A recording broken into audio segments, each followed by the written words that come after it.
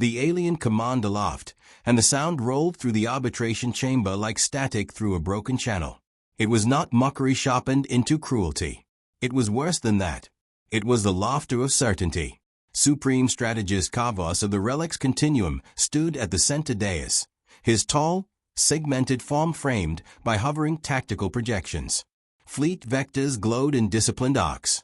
Probability trees branched cleanly toward inevitable victory. Every model agreed.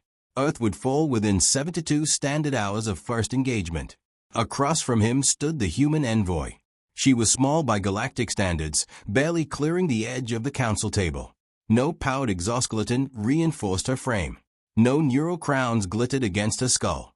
She wore a simple dark suit, unmarked by insignia, and held a thin data slate with the relaxed grip of someone used to holding heavier burdens. Kavos tilted his head, optical implants adjusting. "This," he said, his translator smoothing the words into polite contempt, "is humanity's advocate." A ripple of approving signals passed through the chamber. Several delegates leaned back, interest already fading. This was a formality. Earth's presence in the wider galaxy had been brief, noisy, and unimpressive. The human met his gaze without visible reaction. "My name is Dr. Mara Ellison," she said evenly. Her voice carried without amplification, steady and precise. "I am authorized to speak for Earth." Kavos extended a clawed limb, and the projection shifted. A rotating image of Earth appeared, blue and white and fragile, tagged with a glowing classification marker. "Your world has been assessed," he said. "Hazard level 3. Moderate tectonics. Aggressive biosphere. Minimal strategic threat. Your orbital defenses are outdated, your fleet mass insufficient, and your political cohesion," he paused, allowing the word to settle, "inconsistent." Ellison nodded once, as if acknowledging a weather report. "The Continuum's fleet has already established staging coordinates beyond your outer system," Kavos continued. "This council exists to satisfy procedure, not necessity. You may speak, but understand this outcome has been calculated." Ellison glanced briefly at the projection, then back to him. "You're right about one thing," she said. "The outcome has been calculated." Several delegates emitted low sounds of amusement. Kavos allowed himself a fraction of a smile. "Then you accept the inevitability of your defeat," he said. "No," Ellison replied. "I'm pointing out an assumption error." The chamber quieted, not from alarm but curiosity. Humans rarely challenge continuum projections directly. They usually pleaded, or threatened, or attempted emotional appeals that translated poly across species lines. Kavos gestured magnanimously. "Explain." Ellison raised her slate and flicked her thumb. The hololithic display shifted. Fleet vectors reoriented, now overlaid with fine, pulsing threads, gravitational gradients, solar radiation densities, microsingular turbulence zones. "These are your approach paths," she said. "Optimal by your standards. Minimal energy expenditure. Maximum formation integrity." Kavos's implants flickered. The data was accurate. Disturbingly so. "How did you acquire continuum navigational doctrine?" he demanded. Ellison's lips curved slightly. "You published it. Your academies are very proud of their work." A few delegates shifted uncomfortably. Kavos dismissed the reaction. Knowledge of doctrine did not equate to the ability to counter it. "You misunderstand," he said. "Even with perfect information, you lack the means to alter the result." Ellison inclined her head. "That depends on what you believe the result is." She tapped the slate again. Markers appeared along the fleet paths. Small, precise, almost insignificant. "Those regions," she said, "contain naturally occurring instabilities. Normally irrelevant. Humans noticed them because our early spacecraft kept breaking when they shouldn't have." Kavos stared at the display. "Your point?" "We learned not to fight them," Ellison said. "We learned to nudge them." A low murmur spread through the chamber. Kavos felt a flicker of irritation. "Not concern. Irritation. You are suggesting environmental interference," he said. "At the scale required, your technology is crude," Ellison agreed. "Inefficient. Inconsistent." She met his eyes again. "Which makes it hard to model." Silence settled, heavier now. Kavos straightened. Speculation does not alter reality. The Continuum fleet will advance as scheduled. Ellison did not argue. She simply said, "Then I recommend you watch very carefully." The session adjourned moments later. Formalities concluded. Earth's plea recorded and dismissed.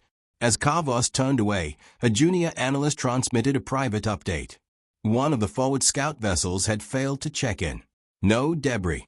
No energy spike. No hostile contact. Just absence. Kavos paused, processes recalibrating.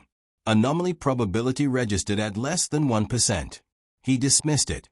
Across the chamber, Dr. Mara Ellison allowed herself a single, quiet breath. The first move had already been made. The relic scout's disappearance was logged as a statistical irregularity and buried beneath layers of procedural certainty. In the Continuum, anomalies were tolerated only as long as they did not repeat. One vanished vessel could be dismissed as mechanical failure, sensor ghosting, or rare cosmic interference. The fleet advanced as planned. Supreme Strategist Kavos stood aboard the command carrier Unbroken Logic, watching 70 warships glide into formation with mathematical elegance. Their drives burned in flawless synchronization, each vessel maintaining perfect spacing as they crossed the heliopause. To Kavos, it was a comforting sight. Order made manifest. "Reconfirm scout telemetry," he ordered. The response came quickly. No signal recovered. Probability of spontaneous systems collapse revised to 0.03%. Acceptable. Kavos turned his attention back to the larger projection. Earth's system bloomed into view, its star active, noisy, throwing radiation storms with irritating frequency. Primitive planets often orbited unstable suns. Another reason they rarely survived long enough to matter. "Proceed," he said. The fleet crossed the first set of coordinates. Nothing happened. Several observers relaxed. The human envoy's insinuations began to feel like what they most likely were, an attempt to introduce doubt where none belonged. Kavos allowed himself a moment of satisfaction. Humans relied on psychology when force failed them. It was a predictable weakness. Then the second scout vanished. This time, alarms chimed softly, polite, controlled, unmistakable. Kavos stepped closer to the display. "Explain." "Vessel exited formation at expected vector," an officer reported. "Drive output nominal. Hull integrity stable. Then spatial coherence degraded." "How degraded?" The officer hesitated. "Localized temporal offset. Ship appears to be present, but not concurrent." Kavos felt irritation sharpen. "That is not an explanation." "Apologies, strategist. The vessel exists within observable space, but outside synchronized time reference. It cannot be reached." "Impossible." Relic's navigation systems compensated for relativistic effects with ease. They had crossed collapsing stars without losing cohesion. "Run correction models," Kavos ordered. "Adjust approach vectors by 1 degree." The fleet complied instantly. New paths threaded through space, still elegant, still optimal. From Earth, Dr. Mara Ellison watched the same adjustment occur, delayed by lightspeed lag, but anticipated hours earlier. She stood in a quiet operations room buried beneath layers of rock and reinforced alloy. No flags hung on the walls. No dramatic lighting. Just screens, equations, and people who understood exactly how fragile their advantage was. "They adapted," a technician said. Ellison nodded. "Of course they did. That's step 1. She leaned forward, eyes tracking the shifting vectors. "Initiate phase 2. Across the solar system, devices that had once been mining platforms, solar observatories, and experimental physics arrays altered their output by fractions so small they bordered on meaningless. A pulse here. A delay there. Human engineering was not elegant. It was opportunistic. The Relic's fleet entered the second zone. 3 ships shuddered. Not violently. Not enough to trigger damage protocols. Just enough to disrupt formation integrity. Spacing widened. Communication latency increased by microseconds. "Report," Kavos snapped. "Minor fluctuations," an officer said. "Within acceptable parameters." Yet the tactical projection was no longer perfectly symmetrical. Probability trees branched wider, outcomes less clean. Kavos's processes worked faster. He recognized the pattern forming at the edges of the data. Humans were not attacking ships. They were attacking assumptions. Reduce formation dependence, he ordered. Independent navigation authority to squadron level. A bold move. Risky, but necessary. The fleet adjusted again. On Ith, Alyson smiled faintly. Good, she murmured.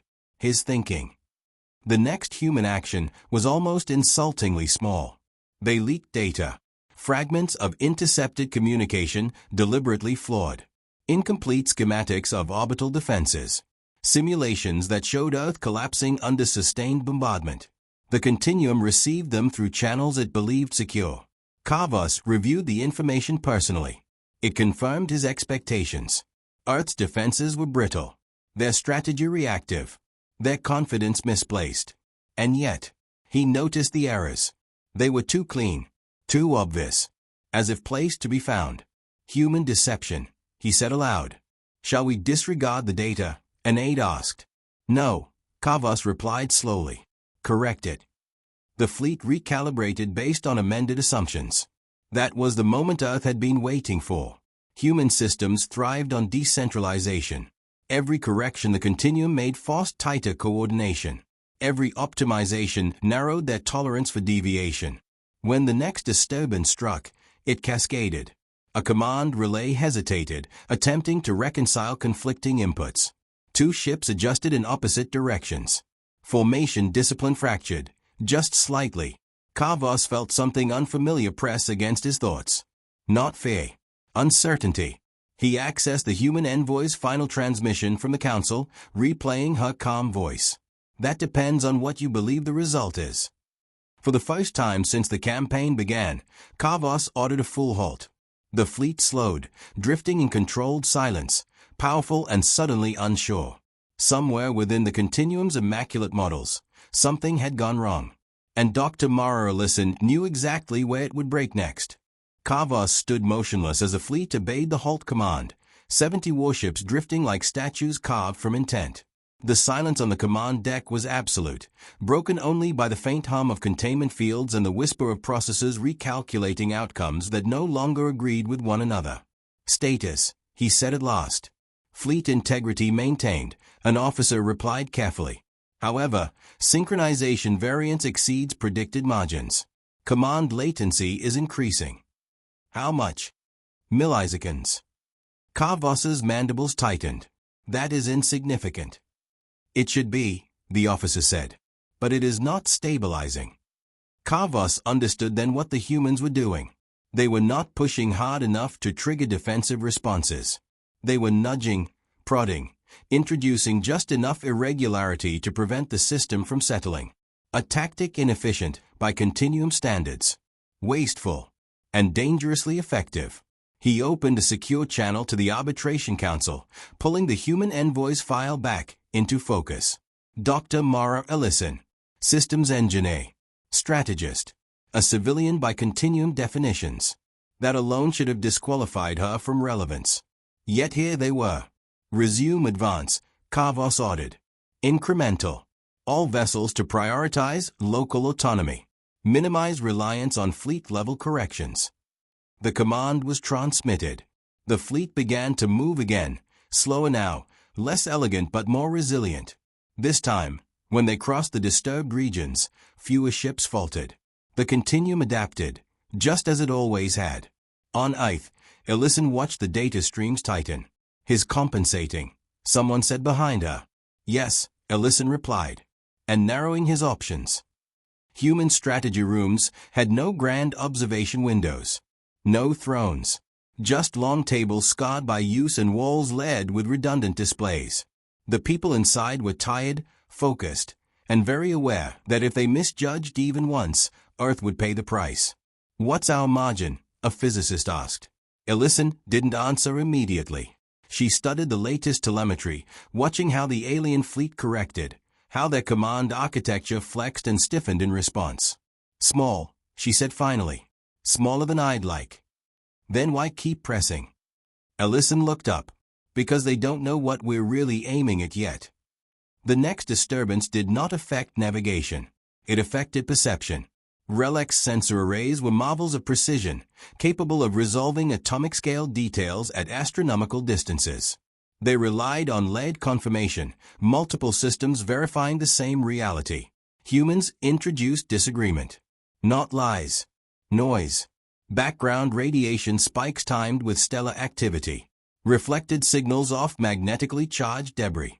Data that was technically accurate but contextually misleading. On the unbroken logic, sensor officers began flagging inconsistencies. Visual confirmation does not align with gravimetric readings. Spectral analysis suggests mass where none should exist. Kavos stepped forward. Filter extraneous data.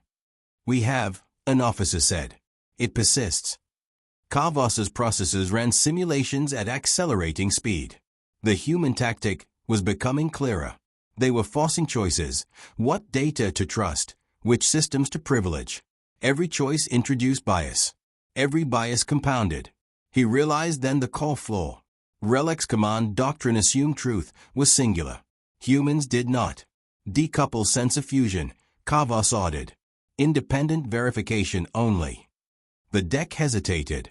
That order violated long-standing continuum principles. It reduced efficiency, increased uncertainty. It was also necessary. The fleet complied. For a moment, stability returned. On Earth, Ellison exhaled slowly. His good, she said. I'll give him that. A communications officer turned toward her. Then why are you smiling? Because now he's improvising, Ellison replied. And improvisation favors us. The next phase unfolded quietly. Human cyber teams did not attack relic systems directly. That would have triggered defensive isolation. Instead, they interacted with peripheral infrastructure, navigation beacons, data relays, automated traffic control nodes left behind by earlier continuum expansions. Old code. Stable code. Trusted code. They introduced a question. A logic request so mundane it passed unnoticed. A synchronization check between command nodes. Harmless on its own. But the fleet was no longer unified. Each ship answered slightly differently. The request came back conflicting. Relic's command cause attempted to resolve the discrepancy. They shared solutions. Those solutions did not agree. On the unbroken logic, Kavos felt the shift before the alarm sounded. The command lattice slowed, cycling through recursive validation routines. Report, he demanded. Command coherence degrading, an officer said, tension bleeding into his voice. Multiple authoritative states detected. That is impossible. It is happening. Kavos understood the danger immediately. Relic systems were built for clarity. When clarity failed, they did not collapse, they stalled, waiting for certainty that would never arrive. Isolate the fleet, he ordered. Sever shared command channels. The order propagated. Too slowly. Across the formation, ships hesitated. Not drifting. Not damaged. Just waiting. On Earth, Ellison closed her eyes for a brief moment. Not in relief. In respect. They are trapped, someone whispered. Ellison opened her eyes. Not yet. He'll find a way out. As if summoned by her words, new data flowed in. The unbroken logic began shedding connections, reclaiming autonomy. Kavos stood at the center of the storm. He could now see clearly. Humans had not built a weapon. They had built a dilemma. And for the first time in his long career, Kavos faced an enemy that did not want to destroy his fleet. They wanted to teach it something. The realization unsettled him more than any threat of annihilation. Because lessons, once learned, could not be unlearned. And he suspected this one was only beginning. Kavos severed the final shared channel and felt the fleet breathe again, 70 independent minds returning to themselves. It was an ugly solution by continuum standards, inelegant and wasteful, but it stopped the paralysis. For several long heartbeats, nothing worsened. The command deck steadied. Officers resumed measured motion. Probability curves narrowed, if only slightly. Stability improving, an aide reported. Local autonomy holding. Kavos did not answer. He stared at the projection, watching the fleet reassert coherence without harmony. This was not how wars were won. This was survival, not dominance. Transmit status to the Council, he said. Request temporary reassessment of Earth's hazard rating. The aide paused. To what level? Kavos hesitated a fraction too long. Provisional increase. Level 7. On Earth, the notification arrived as a quiet update buried among thousands of data points. Ellison noticed it immediately. They moved the number, a strategist said. That's something. Ellison nodded. It means it stopped laughing. The next human action was restraint. No new disturbances. No fresh leaks. The space between the fleets was allowed to settle, the instabilities dampening naturally. Human devices powered down, returning to their previous civilian roles. Mining arrays mined. Observatories observed. The battlefield appeared to go dormant. Kavos watched, wary. Humans rarely stopped without purpose. He ran projections, searching for the next disruption. None appeared. The models stabilized further. Perhaps, an officer ventured, the human capacity is exhausted. Perhaps, Kavos replied, unconvinced. He ordered a limited advance. 1 squadron. Slow. Cautious. No formation dependency. The ships moved. They crossed the same regions that had swallowed scouts and shaken hulls. Nothing happened. Confidence crept back in, unwelcome but persuasive. Kavos felt the pressure ease. He had adapted. The enemy had failed to escalate. The continuum's advantage, though diminished, remained decisive. Then Oath spoke again. Not to the fleet. To the council. Ellison appeared in the chamber once more, her image projected with perfect clarity. She did not smile this time. You've adjusted, she said. Well done. Kavos did not rise to the provocation. Your interference has been counted, he replied.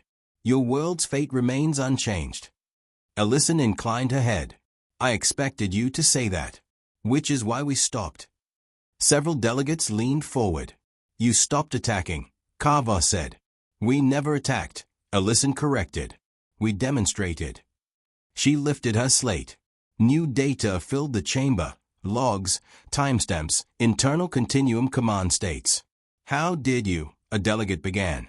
You shared them, Ellison said. Indirectly. Your systems talk to each other constantly. We listened. Kavos felt a cold realization form. The humans had not needed access. They had relied on the continuum's own assumptions of transparency and trust. Ellison continued. We now understand your response thresholds. Your tolerance for uncertainty. Your recovery curves. She met Kavos's gaze. So here's the part where we make a choice. The chamber held its breath. We can keep going, Ellison said. Escalate the disturbances. Push your fleet deeper into contradiction. You will adapt again. Eventually, something breaks. Maybe on our side. Maybe on yours. She paused, letting the possibility hang. Or, she said, we can stop here. Kavos's processes raced. You believe this is a negotiation. I believe this is a lesson, Ellison replied. One you've already started to learn. What lesson? A delegate demanded. Ellison didn't look away from Kavos. That Earth is not dangerous because of what we built. It's dangerous because of how we think. Kavos felt the truth of it settle into his calculations. Humans had turned the continuum strength, optimization, into a liability. Every improvement narrowed margins. Every correction reduced resilience. The more perfect the system became, the easier it was to stall. You could have crippled us, he said quietly. Yes, Ellison agreed. But then you'd rebuild with fear instead of understanding. Silence stretched.